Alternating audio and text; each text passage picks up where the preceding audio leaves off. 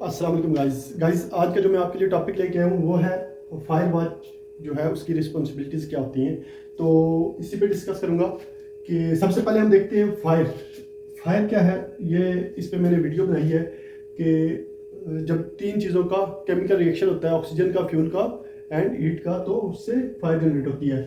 अभी जैसे फायर है, वॉचर किसे कहते हैं? जो उसको वॉच कर रहा होता है एट आवर वर्क साइट। तो रिस्पॉन्सिबिलिटीज मीन उसके रोल्स क्या है, उसकी ड्यूटीज कौन कौन सी हैं। तो इसी पे मैं आज फायर वॉच की अगर बात करें तो फायर वॉच एक ऐसा पर्सन होता है, ऐसा प्रोफेशनल होता है कि जो during hard work, during activities वो मेक श्योर करता है कि कोई भी फायर जनरेट ना हो, या अगर जनरेट हो गई है तो उससे जो को वर्कर होते हैं या साथ जो वर्क साइट पे हैं लोग, उनको इंडिकेट देता है कि फायर जनरेट हो गई है, तो इमरजेंसी अलार्म वगैरह वो रेज करता है ताकि सब लोग सेफली एवोकेट कर सके, असेंबली पॉइंट तक पहुंच सके। तो फायर वॉच की रिस्पॉन्सिबिलिटी से पहले मैं आपको बता दूं कि अगर आप फायर वॉच की जॉब करना चाहते हैं या फायर वॉच इन फ्यूचर किसी भी जगह पे अगर आपको अपॉर्चुनिटी मिलती है तो आपने कौन कौन सी सर्टिफिकेशंस लेनी है या कौन कौन से आपके पास कोर्सेज होने चाहिए। तो फायर वॉच के लिए दो चीज़ें मस्ट होनी चाहिए। एक तो फायर वॉच की जो ट्रेनिंग है फायर सेफ्टी ट्रेनिंग सर्टिफिकेशन आपके पास होनी चाहिए। इसमें आपको पता होना चाहिए कि टाइप्स ऑफ फायर की टाइप्स कितनी है। उसके बाद आपको यह भी पता होना चाहिए कि फायर फाइटिंग इक्विपमेंट कितनी किस्म के हैं और उनको कैसे ऑपरेट करना है। तो गाइज ये ट्रेनिंग जब आपके पास होगी फायर सेफ्टी की, तो आपको होपफुली जो फायर टाइप्स हैं और फायर इक्विपमेंट्स हैं उनके बारे में पता चल जाएगा। सेकंड जो इंपॉर्टेंट चीज़ है वो क्या है? इंग्लिश स्पीकिंग और राइटिंग जो है वो होनी चाहिए, उसके पास स्किल होना चाहिए। क्योंकि अगर आप गल्फ में जॉब करते हैं एज अ फायर वॉचर, तो आपको समटाइम अपनी जो टीम मेंबर होते हैं या जो वर्क साइट पे काम कर रहे होते हैं लोग, वर्क फोर्स होती है, उससे आपको कम्युनिकेट करना पड़ता है और डिफरेंट कंट्रीज़ के लोग यहाँ पे होते हैं। तो उसी के अकॉर्डिंग आपको अगर इंग्लिश नहीं आती तो आप अपना मैसेज जो है इजीली कन्वे नहीं कर सकेंगे। तो ये दो चीज़ें इंपॉर्टेंट हैं।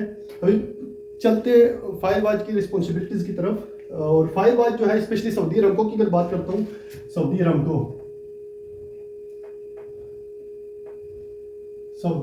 के जितने भी कॉन्ट्रैक्टर हैं या जितने भी सब कॉन्ट्रैक्टर हैं, उनमें फायर वॉच जो है बड़ा एक अहम रोल अदा करता है, बड़ा एक इम्पोर्टेंट पर्सन होता है।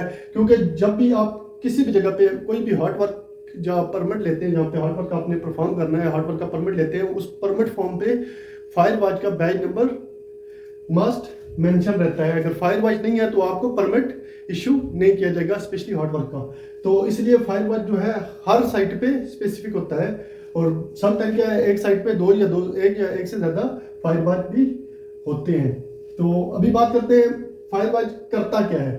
फायर वॉच की अगर रिस्पॉन्सिबिलिटीज़ की बात करते हैं तो सबसे पहले क्या करते हैं, फायर वॉच जो है वो प्री जॉब जो इंस्पेक्शन है वो करता है। सिर्फ हॉट वर्क की बात कर रहा हूँ, किसी भी जगह पे हॉट वर्क हो रहा है तो उसने प्री जॉब इंस्पेक्शन करनी है।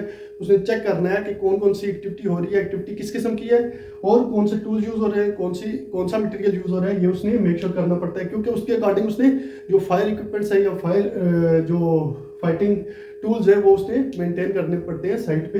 तो इसलिए उसको प्री जॉब इंस्पेक्शन करनी पड़ती है। सेकंड क्या आ जाता है, इंश्योर करता है, जो फायर वॉच है उसकी रिस्पॉन्सिबिलिटी में आता है कि जो फ्लेमेबल मटेरियल है या कंबस्टिबल मटेरियल है वो सेपरेट होना चाहिए।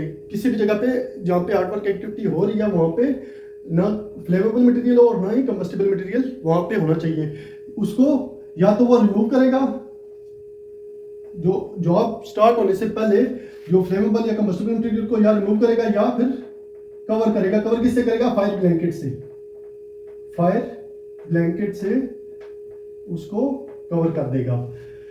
उसके बाद आता है नंबर थर्ड पे आ जाता है, इंश्योर करता है वो फायर वॉच जो है उसकी रिस्पॉन्सिबिलिटी में आता है वो इंश्योर करे जो कंडीशन है, जो वर्किंग कंडीशन है वो सेफ कंडीशन है all the during our activities. जब हमारी वर्क साइट पे कोई भी हार्ड वर्क एक्टिविटी हो रही है तो उसको मेक श्योर करना पड़ता है कि वो जो ऑपरेशन हो रहा है या जो कंडीशन है वो सेफ है। तो ये भी उसकी रिस्पॉन्सिबिलिटी में आता है। उसके बाद आता है उस जो फायर वॉच होता है उसके पास प्रॉपर अथॉरिटी होती है कि कभी कहीं पे भी वर्क साइट पे अगर अनसेफ कंडीशन डेवलप हो रही है, अगर अनसेफ कंडीशन डेवलप होती है तो वो क्या करता है, जो वर्क हो रहा है या एक्टिविटी हो रही है उसको स्टॉप करता है। ये भी उसकी रिस्पॉन्सिबिलिटी में आता है कि अगर कहीं पे अनसेफ कंडीशन डेवलप हो रही है तो वो उसको स्टॉप कर दे फौरन। उसके बाद क्या करता है, फायर एक्सटिंग्विशर, फायर जो है फायर एक्सटिंग्विशर्स हो गए या फायर इक्विपमेंट्स होगी उनकी इंस्पेक्शन करता है। प्री जॉब जो है वर्क स्टार्ट होने से पहले उनको इंस्पेक्ट करता है। लेट्स सपोज फायर एक्सटिंग्विशर है तो फायर एक्सटिंग्विशर जो है उसको प्रॉपर चेक करता है कि वो प्रॉपर जो है उसका प्रेशर जो है वो प्रॉपर होना चाहिए, इंस्पेक्टेड होना चाहिए, वर्किंग कंडीशन में होना चाहिए। यह नहीं है कि एक्टिविटी हो रही है उसने चेक नहीं किया।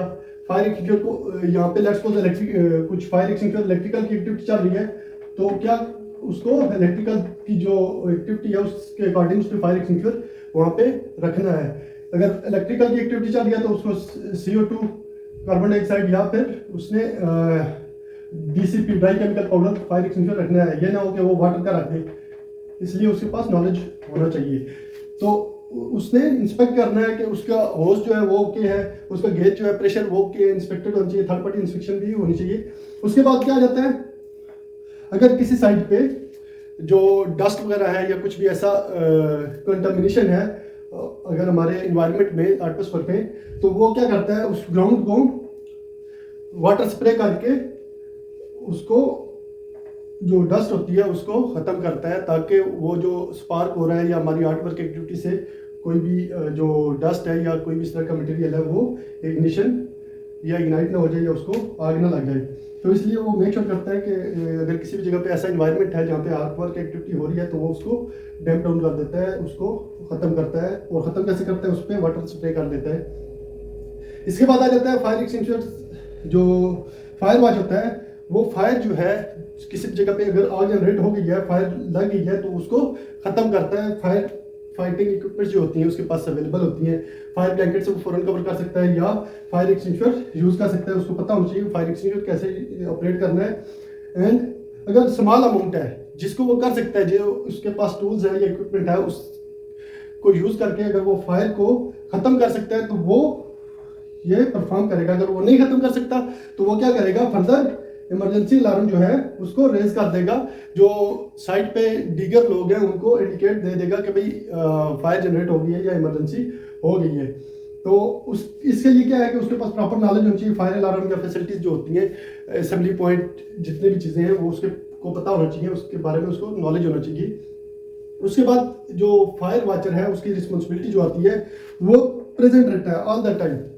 जो हमारी वर्क साइट होती है उस पर वो हर टाइम प्रेजेंट रहता है ड्यूरिंग जॉब। जब कोई एक्टिविटी हो रही हो तो उसके दौरान उसको वहाँ पे रहना पड़ता है। और जब एक एक्टिविटी ख़त्म हो जाती है तो उसके बाद भी उसको 30 मिनट तक, हाफ एन आवर तक उसको वहाँ पे प्रेजेंट रहना पड़ता है। क्यों?